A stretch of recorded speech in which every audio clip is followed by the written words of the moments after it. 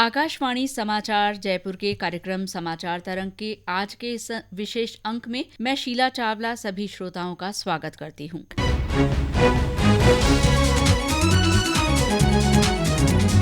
श्रोताओं, प्रधानमंत्री नरेंद्र मोदी के नेतृत्व में केंद्र सरकार ने 8 साल इसी सप्ताह पूरे किए हैं। इन 8 सालों के दौरान देश में चहुं ओर विकास हुआ है। विकास की इस धारा ने हर क्षेत्र और हर व्यक्ति के जीवन को छुआ है। आज के इस विशेष कार्यक्रम में केंद्र सरकार की 8 साल की उपलब्धियों यानी सेवा, सुशासन और गरीब कल्याण के 8 साल पर चर्चा के लिए हमने आज हमारे स्टूडियो में आमंत्रित किया है भारतीय जनता पार्टी के प्रदेश अध्यक्ष डॉक्टर सतीश पूनिया जी को। पूनिया जी, आपका आकाशवाणी के स्टूडियो में स्वागत है। जी, धन्यवाद। कार्यक्रम में न्यूज रूम से मेरा साथ दे रहे हैं डॉक्टर जितेंद्र द्विवेदी। आपका भी स्वागत है। धन्यवाद। श्रोताओं, चर्चा शुरू करने से पहले मैं आपको बता दूं कि श्री पूनिया के साथ चर्चा को हम 2 भागों में प्रसारित कर रहे हैं। आज आप इसका पहला भाग सुनेंगे और दूसरा भाग सोमवार रात 9 बजे सुन सकेंगे। पूनिया जी, अभी प्रधानमंत्री जी ने केंद्र सरकार के 8 साल पूरा होने के मौके पर शिमला में गरीब कल्याण सम्मेलन को संबोधित किया और विभिन्न योजनाओं के लाभार्थियों से बात की और उस वक्त लाभार्थियों में जो उत्साह था, योजनाओं से मिले फायदों की चमक उनके चेहरों पे देखी जा सकती थी। तो यही सब मैं सबसे पहले पूछना चाहूँगी कि आप एक आम आदमी के जीवन में क्या बदलाव देख पा रहे हैं इन 8 सालों में? देखिए, हम लोग आज़ादी का अमृत महोत्सव मना रहे हैं और देश की लोकतंत्र की स्थापना के बाद जो बड़े बदलाव मैं देखता हूँ, आमतौर पर एक व्यक्ति का बैंक का खाता होना कभी सपने जैसा होता था। आज 107 करोड़ लोगों में से 45 करोड़ ऐसे लोग जो बहुत ज़मीनी लोग थे, ऐसी महिलाएं थी, ऐसे श्रमिक थे, किसान थे, 45 करोड़ जनधन के नए खाते खुलना, ये उनके जीवन का बड़ा क्रांतिकारी बदलाव था। उनके हक का पैसा सीधे उनके खाते में आता है। दूसरा, प्रधानमंत्री जी ने एक आह्वान किया, हालांकि लोगों ने उसका उपहास भी उड़ाया होगा। लाल किले से जब ये कहा कि देश को स्वच्छ रखिए और शौचालय का निर्माण कीजिए, तो लोगों ने कदाचित ये सोचा होगा कि दुनिया का सबसे बड़ा लोकतंत्र आज शौचालय की बात करता है। लेकिन उन माताओं बहनों के जीवन में जो बदलाव आया, वो इसकी साक्षी हो सकती हैं कि यहाँ अंधेरा होने का जो इंतजार करती थी गांव की हमारी ग्रामीण माताएं बहनें, आज 10 करोड़ से भी ज़्यादा शौचालय बनकर तैयार हुए। उनके सुरक्षा को, सम्मान को, आरोग्य को एक संबल मिला। आवास एक बड़ी प्राथमिकता है, क्योंकि रोटी, कपड़ा और मकान एक सामान्य धारणा है कि ये व्यक्ति की सामान्य ज़रूरतें हैं। 2.33 करोड़ लोगों को सीधे आवास, 2.33 करोड़ लोगों को आवास देना, मैं मानता हूँ एक बड़ी चुनौती थी, लेकिन देश के प्रधानमंत्री जी मोदी जी के नेतृत्व में ये सब कुछ हुआ है। प्रधानमंत्री जी के इस प्रयासों के बाद देश का जो किसान था, उसको पहली बार दुनिया की सबसे बड़ी डायरेक्ट बेनिफिट ट्रांसफ़र स्कीम है प्रधानमंत्री किसान सम्मान निधि। तो किसानों के हक की एक अभिनव योजना, जिसमें 11.8 करोड़ किसानों को 1,82,000 करोड़ रुपया सीधा हस्तांतरित हुआ है।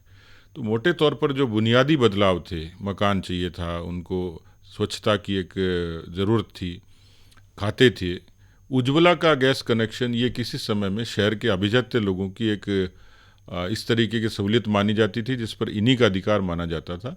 आज पूरे देश में 12 करोड़ जैसे ज़्यादा उज्ज्वला के कनेक्शन ये इस बात के साक्षी हैं कि गांव का जीवन भी बदला है, महिलाओं को धुएं से मुक्ति मिली है। तो ये सामान्य बदलाव थे जो देश की राजनीति में किसी भी शासन व्यवस्था में हुए नहीं थे। तो स्वाभाविक तौर पर उनके 8 वर्ष की पूर्ति पर ये उल्लेखनीय काम हुए जिससे देश में बदलाव आया। पुनिया साहब, 2014 में कई वर्षों बाद पूर्ण बहुमत की सरकार केंद्र में आई है। उसके बाद 2019 में एक बार फिर प्रधानमंत्री नरेंद्र मोदी के नेतृत्व में सत्ता पूर्ण बहुमत के साथ रिपीट हुई।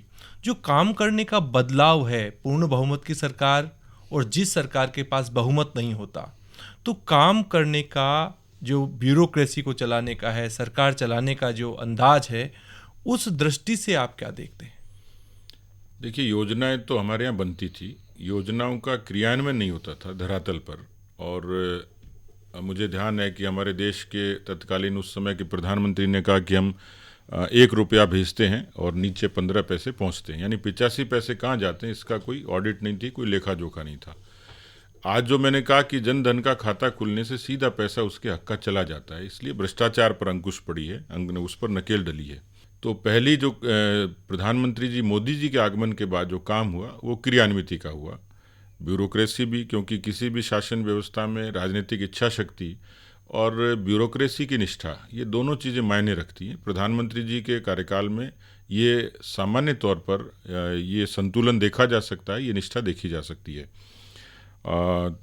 जो किसी भी नेता के लिए, किसी भी सरकार के लिए सक्षम नेता और उसकी दूरदृष्टि ये मायने रखती है। तो प्रधानमंत्री जी की दूरदृष्टि ये कि उन्होंने बहुत छोटी छोटी समस्याओं को, मैंने शौचालय का जिक्र किया, इसी तरीके से बेटी पढ़ाओ, बेटी बचाओ बेटी पढ़ाओ।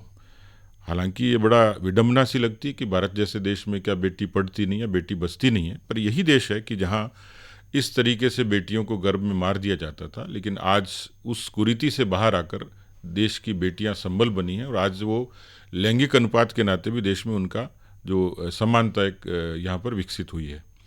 तो कुल मिलाकर जो प्रधानमंत्री जी के आगमन के बाद जो आपने कहा कि परिवर्तन क्या आया शासन व्यवस्था में, प्रधानमंत्री जी की खुद की दूरदृष्टि, छोटे मुद्दों पर उनकी समझ और उसके बाद उनकी डिलीवरी, ये सारी बातें प्रधानमंत्री जी के आने के बाद हुई हैं और इसका देश को निश्चित रूप से लाभ मिला है। पूनिया जी, आपने जैसा कहा कि महिलाओं और बेटियों के लिए शौचालय और बेटी बचाओ बेटी पढ़ाओ, उनके आगे बढ़ने के लिए क्या प्रयास कर रहे हैं? देखिए, आप यदि नीतियों को देखेंगे तो प्रधानमंत्री जी की इन 8 वर्षों में जितनी नीतियां हैं वो या तो गरीब कल्याण को समर्पित हैं कि खास तौर पर जो मैंने कहा ये सब चीज़ें उन लोगों को जो सहूलियत का इंतज़ार करते थे उनके लिए ये एक तरीके का उपहार है उनके जीवन को बदलने का। लेकिन गरीब कल्याण के साथ देखेंगे तो ज़्यादातर उनकी नीतियां महिलाओं को ही फोकस करके हैं, क्योंकि समाज का वो आधा हिस्सा है जिसको बहुत अरसे से इंतज़ार था। छोटी योजनाएं लेकिन बड़ा असर है। मान लीजिए गांव की महिला और चूल्हा जलाती थी, लकड़ियां लाती थी, उनकी आज कमी भी थी, बड़ा एक संकट था, लेकिन उज्ज्वला से उनका जीवन बदला है। मैंने कुछ बातों का जिक्र किया, लेकिन आप उनकी विजन देखिए कि भारत की महिलाएं कुपोषण का शिकार होती हैं, ये प्रधानमंत्री जी को ध्यान है, पर आज तक की किसी सरकार ने महिलाओं के पोषण का कोई अभिनव अभियान नहीं चलाया। जो गर्भवती माताएं बहनें हैं उनके लिए मातृ बंधन योजना उन्होंने शुरुआत की। बेटी छोटी है 0 से 14 साल की, उसके लिए सुकन्या समृद्धि योजना लागू की कि बेटी जब बालिग होगी तो कॉलेज में पढ़ने के लिए जाएगी, वो विवाह के योग्य होगी तो उसको भारत की सरकार ने इस योजना के जरिए जोड़ के उनको संबल देने का काम किया और करोड़ों ऐसी बच्चियों को उसका लाभ मिला है। तो मैं कह सकता हूं कि जितनी नीतियां और योजनाएं बनी हैं उसमें से गरीबों से ताल्लुक है और गरीबों में भी महिलाओं से सीधा सीधा उसका संबंध है। पुनिया साहब, हमने अभी योजनाओं के बारे में हम बातचीत कर रहे हैं। आपने कई कार्यक्रमों के बारे में बताया कि इन कार्यक्रमों का इस प्रकार लाभ हुआ है, लेकिन सरकार ने कई ऐसे भी फैसले किए हैं जो नज़ीर बन गए हैं, जैसे 370 हटाने का फैसला है कश्मीर से। तो इन फैसलों की इस प्रकार के जो महत्वपूर्ण कदम हैं, जो महत्वपूर्ण फैसले हैं जो आपको लगता है कि नज़ीर बन चुके हैं, उनके बारे में भी जानना चाहेंगे। देखिए, एक मेरी नज़र में हमने बात ख़त्म की थी महिलाओं के बारे में, जैसा शीला जी ने कहा, लेकिन ट्रिपल तलाक एक बड़ा मसला था और ख़ास तौर पर हमारी मुस्लिम बहनें इस बात से बहुत ज़्यादा पीड़ित होती थी। एक किस्म से उनको नया जीवन मिला, संबल मिला, आज़ादी मिली। आज वो समाज के समक्ष पूरे सम्मान के साथ खड़ी हो सकती हैं। सरकार का मैं ये कहूँ कि ये दुस्साहसिक फैसला था, लेकिन महिलाओं के हक़ में, उन मुस्लिम बहनों के हक़ में उन्होंने किया। 2 बड़े मसले मेरी नज़र में हैं, दो बड़े मुद्दे जिनके बारे में देश में बरसों से आंदोलन भी चलता था और किसी समय वो भारतीय जनसंघ और भारतीय जनता पार्टी के एजेंडे में थे, जिसमें से एक श्री राम जन्मभूमि के मंदिर का निर्माण का मसला था। 500 सालों का संघर्ष था, लाखों लोग बलिदान हुए और लोग आशंकित होते थे क्या देश में गृह युद्ध होगा, क्या देश में किस तरीके का वातावरण बनेगा। लेकिन आपने देखा कि सभी समुदाय के लोगों ने इसका स्वागत किया और बहुत सद्भाव के साथ में निर्णय हुआ और आस्था के केंद्र के रूप में भगवान राम के मंदिर का निर्माण का मार्ग शुरू हुआ। प्रधानमंत्री जी ने अपने कर कमलों से किया। कश्मीर के बारे में जब 1947 में विभाजन हुआ और 48 में कबाइलियों का आक्रमण हुआ, उसके बाद कश्मीर देश की एकता और अखंडता के लिए कश्मीर का शासन और कश्मीर की परिस्थिति देश के विपरीत दिखती थी। आतंकवाद और अलगाववाद का बोलबाला था और ये भी सब लोगों ने देखा था कि वहाँ तिरंगे का अपमान होता था, तिरंगा जलाया जाता था। लेकिन बहुत आम आदमी का, गांव ढाणी में बैठे हुए व्यक्ति ये सोचता था कि कब तिरंगे का सम्मान कश्मीर के लाल चौक पर होगा। और इसमें सबसे बड़ी जो बाधा थी वो 370 अनुच्छेद 370 थी। लोग ये कहते 370 खत्म हो जाए तो शायद इन समस्याओं का निस्तारण हो, और ये हुआ। जो बड़ा एक मैं कह सकता हूँ माइलस्टोन था हिंदुस्तान की राजनीति में, अनुच्छेद 370 का खत्म होना, ये अपने आप में राम जन्मभूमि के बाद दूसरा बड़ा क्रांतिकारी निर्णय था। तो ये कुल मिलाकर ये बड़े मसले थे। विदेश नीति के बारे में, रक्षा नीति के बारे में अनेकों ऐसे फैसले हुए। एक खास तौर पर पूर्वोत्तर जो हमारा हिस्सा है वो हिंदुस्तान से एक किस्म से बहुत कनेक्ट नहीं था, जुड़ा हुआ नहीं था। आज सहूलियत के नाते भी जुड़ा, लेकिन भावनात्मक रूप से भी पूर्वोत्तर को जोड़ने का प्रधानमंत्री जी ने पुरजोर कोशिश की है। और आप देखेंगे कि उनके देश के जितने प्रवास हुए, दौरे हुए, उसमें अधिकांश बार प्रधानमंत्री जी का खुद का जाना हुआ, गृह मंत्री जी का जाना हुआ, और पूर्वोत्तर के लोगों में एक भरोसा पैदा हुआ। और उसी कारण बोडोलैंड जैसी समस्या का निस्तारण हुआ। ब्रू रियोंग जो समझौता हुआ, उसके कारण वहाँ के लोगों में एक संबल मिला। तो कुल मिलाकर पूर्वोत्तर की शांति ये भारत के सामरिक तरीके से भी काफ़ी अनुकूल है। आप राजस्थान में भारतीय जनता पार्टी का नेतृत्व कर रहे हैं। इस दृष्टि से केंद्र सरकार की कई सारी योजनाएं हैं, कई सारे कार्यक्रम हैं जो राजस्थान में चल रहे हैं, और उनका राजस्थान की कई सारी जनता को लाभ मिला है। तो हम जानना चाहेंगे ऐसे प्रमुख योजनाओं के बारे में जिनका लाभ राजस्थान के लाखों लाखों लोगों को मिला है, कई सारे लोग लाभान्वित हुए हैं। देखिए, जो राजस्थान के सहूलियत के बारे में जो सबसे बड़ा फैसला है वो तो राजस्थान के 75 लाख किसानों को प्रधानमंत्री किसान सम्मान निधि का लाभ मिलता है।